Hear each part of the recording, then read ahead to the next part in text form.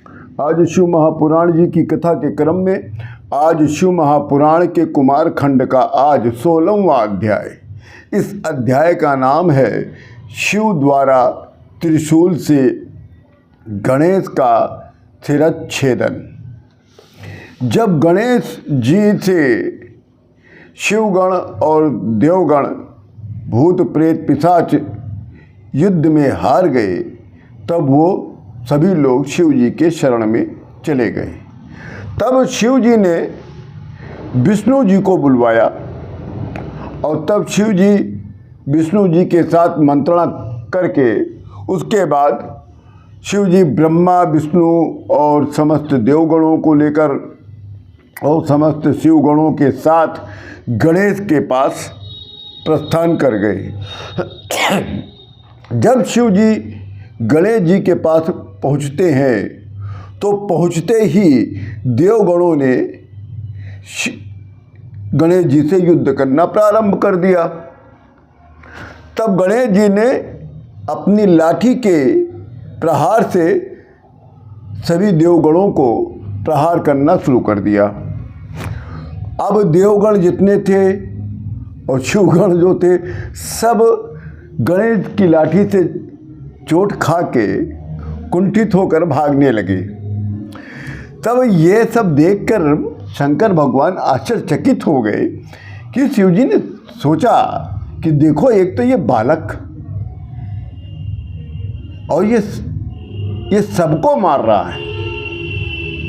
कोई देवगण नहीं बच पा रहा, कोई शिवगण नहीं बच पा रहा है, ना भूत न प्रेत न पिशाच, कोई भी इसके सामने टिक नहीं पा रहा है।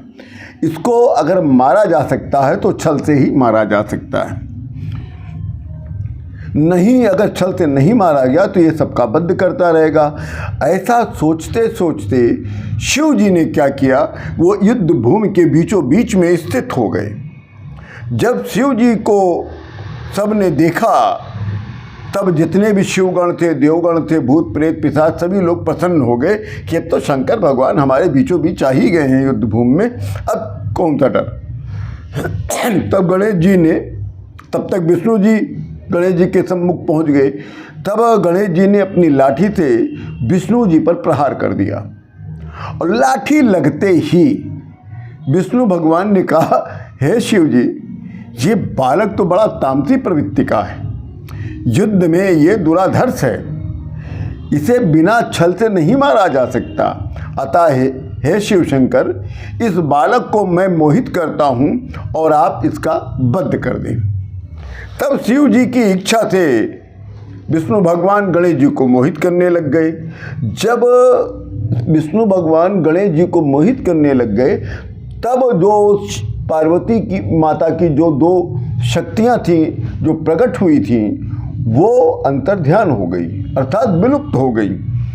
तभी गणेश जी ने पर्दा उठा लिया, पर्दा से विष्णु भगवान पर प्रहार कर दिया। शिव जी का स्मरण करते ही विष्णु जी ने अपने आप को किसी तरह बचाया, फिर अकेले ही गणेश जी से युद्ध करने के लिए शंकर भगवान भी दौड़ पड़े। तब देखा कि शंकर भगवान ने कि ये तो जो बालक है ये हमारी तरफ दौड़ के आ रहा है। तब शंकर भगवान ने अपना त्रिशूल उठा लिया।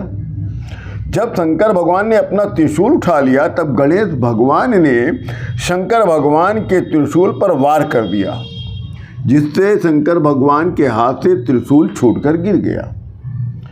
तब शंकर भगवान ने अपना पिनाक धनुष उठा लिया और मन ही मन में बोलने लगे कि बड़े खेद की बात है कि युद्ध में जब मेरा त्रिशूल गिर गया तब इन शिवगणों और देवगणों की क्या दशा रही होगी।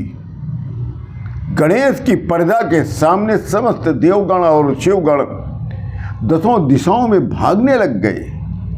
गणेश जी के सामने कोई टिक नहीं पा रहा था।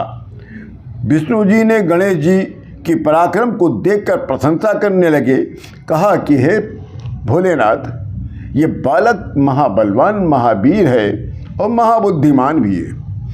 बहुत योद्धा देखा है हे शिवशंकर, परंतु इस बालक जैसा योद्धा आज तक नहीं देखा। तभी विष्णु जी ने अपने सुदर्शन चक्र से गणेश जी की पर्दा को पर चला दिया, तो गणेश जी की जो पर्दा थी सुदर्शन चक्र से वो टुकड़े टुकड़े होकर गिर गया। तब गणेश जी ने लाठी उठा लिया और लाठी से विष्णु भगवान पर प्रहार किया, तो विष्णु भगवान गिर पड़े। तब शंकर भगवान को क्रोध आ गया और शंकर भगवान ने उसी समय त्रिशूल उठाकर गणेश जी के सिर पर वार कर दिया, जिससे गणेश जी का सर कट के गिर गया। इसी के साथ शिव महापुराण के कुमार खंड का 16वां अध्याय पूर्ण होता है। आप सभी लोगों को अयोध्या से मैं राम राम करता हूँ।